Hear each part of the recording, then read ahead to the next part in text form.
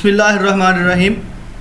پچھلی سلائیڈز میں سبق کے مصنف کا اور سبق کا تعارف تھا، اب باقاعدہ سبق کا آغاز ہوا چاہتا ہے۔ تمام تصاویر پر سبق کے اہم نکات لکھے ہوئے ہیں، آپ ان تمام نکات کو ایک الگ صفحہ پر لکھ لیں اور یہی سے آپ کے خلاصے کا سوال تیار ہو جائے گا جو کہ پیپر میں 10 نمبروں کا پوچھا جاتا ہے۔ سبق کے آخر پر سیاق و سباق کے حوالے سے چند تشریحی نکات درج کیے گئے ہیں۔ اگر سبق سے کوئی پیراگراف تشریح کے لیے آ جائے تو وہ نکات آپ اس پیراگراف کی تشریح میں شامل کر سکتے ہیں۔ بسم اللہ الرحمن الرحیم۔ دنیا کے حسین سفر ہمیشہ مجھ پر مسلط رہے، یہ ایک اور صحیح، کچھ اتنے لمبے سفر کا ڈر کچھ ایک صاحبہ نے ڈرا دیا کہ ٹوکیو سے ہونولولو تک نیچے بحر الکاہل اور اوپر خدا ہوتا ہے۔ میاں 3 مہینے پہلے ہی جا چکے تھے، میں نے بھی بستر سمیٹا، ایک گیراج میں بند کیا اور سب سے چھوٹی بیٹی کو ساتھ لے کر سفر شروع کر دیا۔ میاں 3 مہینے پہلے ہی جا چکے تھے، میں نے بھی بستر سمیٹا، ایک گیراج میں بند کیا اور سب سے چھوٹی بیٹی کو ساتھ لے کر سفر شروع کر دیا۔ بڑی 2 بیٹیوں کے BA کے امتحان تھے، انہوں نے 2.5 مہینے بعد آنا تھا۔ سفر کا آغاز بیگم اختر ریاض الدین نے اپنے سفر کا آغاز اپنی چھوٹی بیٹی کو ساتھ لے کر کیا اور وہ ٹوکیو سے اور اپنی دونوں بیٹیوں کو انہوں نے 2.5 مہینے بعد آنے کا کہہ دیا تھا۔ سفر کا آغاز ہی ان کا ڈراؤنا تھا اور سفر کے آغاز میں ہی ان کے دل میں ایک ڈر بیٹھ گیا تھا۔ کراچی پہنچ کر BOAC کا ٹکٹ بک کرایا۔ BOAC یہ اصل میں برٹش اوورسیز ایئر ویز کارپوریشن ہے۔ اس غریب ایئر لائن سے جانا ہو تو 24 گھنٹے کی گنجائش رکھنی چاہیے۔ یہ 1440 منٹ سے کم لیٹ ہونا اپنی شان کے خلاف سمجھتی ہے۔ میں ہمیشہ اسی ہوائی کمپنی کو چنتی ہوں کیونکہ اس کی نشست آرام دہ اور عملہ تمیزدار ہوتا ہے۔ سفر کرنے کے لیے جو سب سے اہم چیز ہوتی ہے وہ ایک پرفیکشن ہوتی سفر کے لیے جو اہم چیز ہوتی ہے وہ سکون ہوتا ہے۔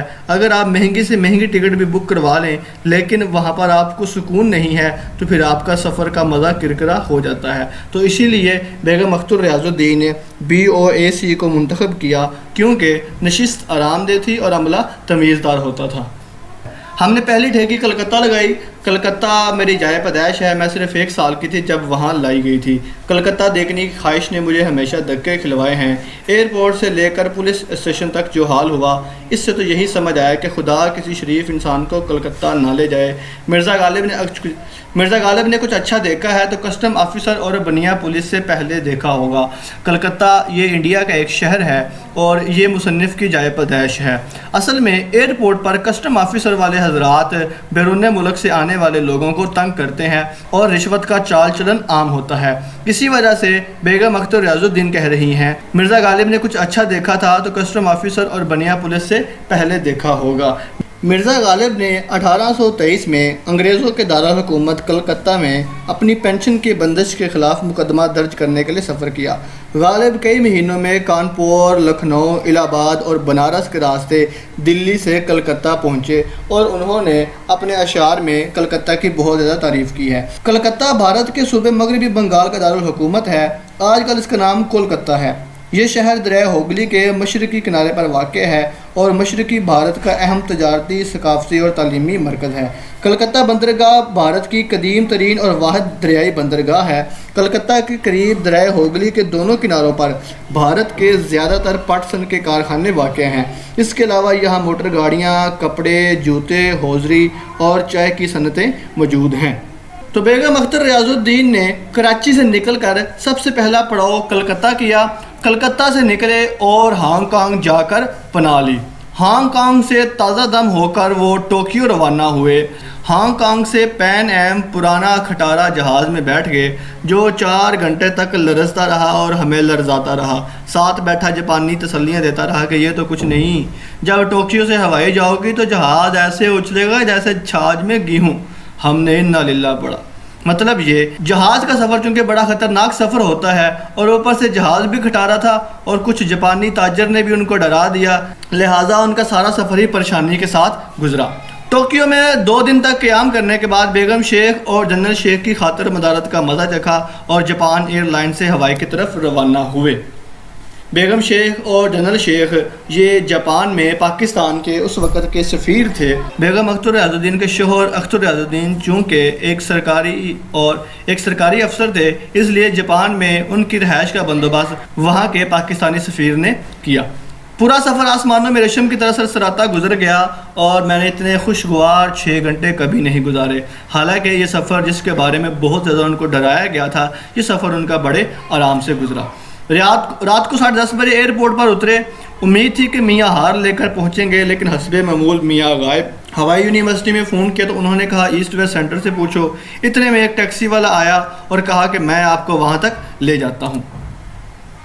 टैक्सी में बैठकर हाई राइज हॉस्टल तक पहुँचे तो ऊंची ऊंची इमारत में बत्तियाँ जल रही हैं, तलबा पढ़ रहे हैं, लेकिन मियाँ नादारद मतलब नज़र नहीं आ रहे। रात के 12 बज रहे हैं। इतने में एक कार लड़कियों से भरी हुई आई और मेरे गले में हार डालना शुरू कर दिए। इन्हीं के अंदर मेरे मियाँ भी मुस्कुराते हुए चले आ रहे थे। उधर बयान किया कि हवाई का वक्त जापान के वक्त से 24 घंटे पीछे है, इसलिए तारीख़ों में गड़बड़ हो गई। मैंने कहा असल गड़बड़ तो हमारी शादी की तारीख से शुरू हुई है। हॉस्टल तक का सफ़र उसके बाद उन्होंने शुरू किया और अल्लाह का शुक्र अदा किया कि उनके मियाँ के साथ उनकी मुलाकात हुई है और वो इसरार करने लगे कि मैंने घर जाना है, लेकिन मियाँ कहने लगे कि अभी नहीं, थोड़ी देर ठहर कर चलते हैं। घर देखने का शौक़ था, लेकिन मियाँ के कहने लगे सुबह देखना। कमरे की बत्ती जलाई तो हर कोने में मनो कूड़ा, दराज से मैले मोज़े, जेब से थिएटर की पर्चियाँ, 5 दिन से बर्तन बगैर धुले हुए पड़े थे, दर्जनों रुमाल बनियान ख़रीद डाले कि पुराने ना धोने पड़े। रात 2 बजे तक उद्दम मचता रहा। ये मर्दों की आदत होती है कि वो घर के काम काज से हत्तुल इम्कान जी चुराते हैं, और यही हालत उनके मियाँ अख्तर रियाजुद्दीन की थी कि जब वो 3 महीने बाद उनके पास पहुँचे तो उन्होंने घर में कबाड़खाना खोल रखा था। बहरहाल खूब तू मैं होती रही, उद्दम मचता रहा कि अचानक हमसाये की गरजदार आवाज़ आई, खामोश। ये हमसाया हवाई का हैवी वेट पहलवान हार्ड बॉइल्ड हैगर्टी था और उसकी एक तंबीह ही काफ़ी थी। 2 मिनट के अंदर सब लड़के लड़कियां गायब और छू मंतर हो गए। सुबह उठे तो मियाँ दफ्तर जा चुके थे। पहली दफ़ा खुद नाश्ता बनाया, कमर कस कर सारा दिन घर की सफाई की, चिंटियाँ और गर्द हटा कर कमर दुख रही थी। ये जो मियाँ की 7 पुश्तों पर एहसान किया था, लंच करीबी होटल से किया। तो स्टूडेंट्स, इसी के साथ ही हमारा हवाई का सबक सफ़ा नंबर 47, 48 और 49 का आगाज़ हो चुका है। अगले लेक्चर में हम देखेंगे कि उन्होंने पिकनिक किस जगह पर मनाई और सुपरमार्केट का कॉन्सेप्ट क्या है और उनके मियाँ ने कौन कौन सी शॉपिंग उनके लिए की थी। तो अभी तक के लिए इतना ही काफ़ी है। आपकी समाअतों का बहुत बहुत शुक्रिया। मिलते हैं अगले लेक्चर के साथ। अल्लाह हाफिज़ व नासिर।